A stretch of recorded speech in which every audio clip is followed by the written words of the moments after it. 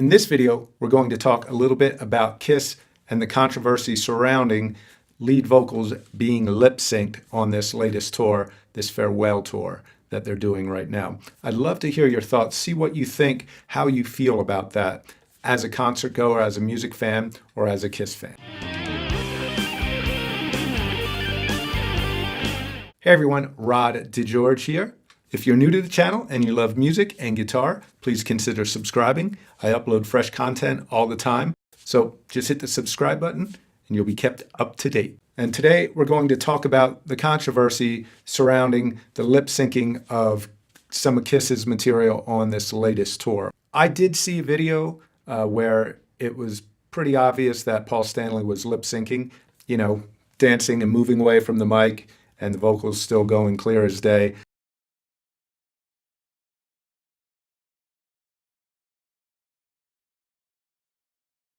I'd like to hear your thoughts on it. Now, personally, I did have a chance. I was fortunate enough to meet Paul Stanley and actually share the stage with him on a television show. He was super cool. He had some very flattering things to say about my playing, my latest CD at the time, and it was so cool to hang out with him. I grew up a huge Kiss fan as a kid, so it was a huge pleasure for me. That being said, how do you feel about lip syncing during a rock concert? Please let me know in the comments below. And I'd love to get a discussion going about this because I don't think it's as dry cut of an answer as some people may think. Maybe it is, maybe it's just me, but I think context has a lot to do with it. Like, Kiss was always about the show. Of course, they were into their music as well, but they always wanted to put on a show. So when you have a show that is a lot more visual with some choreographed effects and everything going off, what is the focus for the audience? Is it the visual? Is it the mixture of the audio and visual? For me personally, I love to hear it live, but the question is, where is that line drawn? For example, if we go to see a pop act that has a lot of choreographed dance numbers and a lot of visuals, that becomes a bigger part of the show than possibly the musical performance for some people. So for me personally, if I went to see a show like that, I don't think I would be as upset if some of the vocals were lip synced, because there it's a bigger production and bigger visual experience. However, if I went to see a blues band or a jam band and they were lip syncing lead vocals, I would feel a little slighted, because that music to me is all about the performance of the music, sharing that moment with the audience and pouring your heart and soul into it. It's more about an emotional performance of the music. Whereas when you have a show like Kiss or some sort of show that has a lot of pyro, a lot of choreography, maybe dance numbers, those type of shows where the visuals are as big as the music itself, then the balance of it is a little different, at least in my opinion. What are your thoughts on that? Again, as this conversation goes, I'd love to hear what you have to say, so leave them in the comments below. With all that being said, though, I personally would like to see additional musicians added to cover parts that can't be covered. One, I'd rather hear live performance. Two, it employs, if you have the means, it employs other musicians. And it's a live performance as opposed to playing to tracks.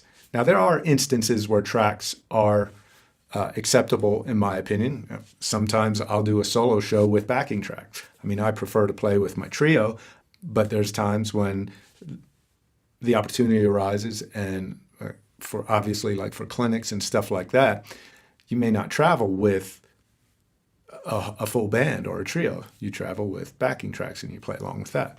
So obviously there's times where I think that's quite acceptable. And even in a larger arena, there's times where, like, say it's sound effects or like Pink Floyd's Intro to Time.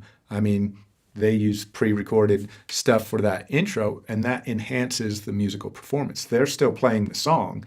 And also, like, another good example is when Queen used to do Bohemian Rhapsody. In that middle part, there were so many layered vocals. For that to convey to the audience the way they wanted it to, they used the recording for it. Now, they did not lip sync. They walked off the stage and let the video play, and they came back on and rocked the rest of the song.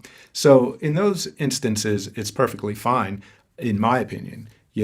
One thing that gets a little gray is when you don't let the audience know that the live performance is aided by tracks and you're trying to pull it off with lip syncing, like Milli Vanilli many years ago, if anyone remembers those times. But all depends on the situation, I guess. I've seen shows where I knew the background vocals were off of tracks. The show was still great. Everything else was live except for the background vocals. It didn't upset me. I just would have preferred to hear live vocals or no vocals at all. And there's times like with Van Halen, I saw the first tour when David Lee Roth came back and Michael Anthony was replaced by Wolfgang. The show was great. The band was tight. David Lee Roth was a great frontman. His vocal performance was a little rough, but, it was live. And I would prefer to hear that than someone lip syncing. That's just my personal preference in a show like Van Halen. Now, I thought the band was great, and I heard some rumors that first tour, there may have been some help and some background vocals on tracks. I don't know. If there was, they did it right.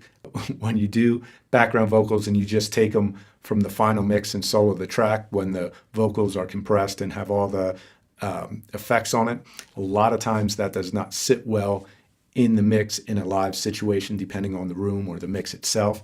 And that can sound out of place and feels a little fake, at least to me. But in the end, did they dig the show? Maybe that's the only question that needs to be answered in this situation. Let me know your thoughts.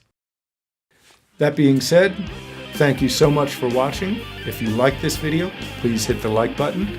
If you want to see more videos, hit the subscribe button. Be sure to hit the bell notification next to the subscribe button, and YouTube will let you know when I release a new video. Thank you so much for watching. I'm Rod DeGeorge. Hope to see you again soon. Peace.